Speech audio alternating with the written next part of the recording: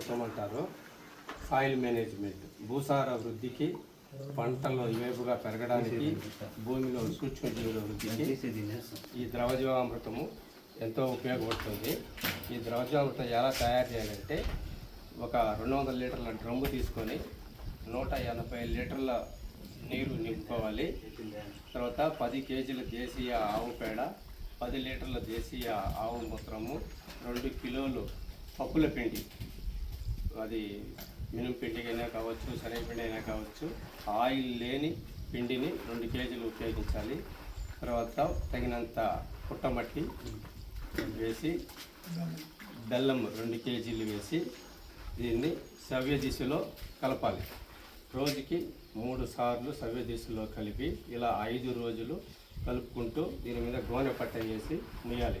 సూక్ష్మ జీవులు డెవలప్మెంట్ అవ్వాలంటే ప్రతి 20 నిమిషాలకి డబుల్గా మల్టిపుల్ అవుతా వస్తుంది అనమాట. 6వ రోజు దీన్ని పారే నీటిలో పొలానికి పారించుకుంటే భూసార వృద్ధి చెందుతుంది. భూమిలో ఉన్న వానపాములు, సూక్ష్మజీవులకి ఇది ఆహారంగా ఉపయోగపడుతుంది.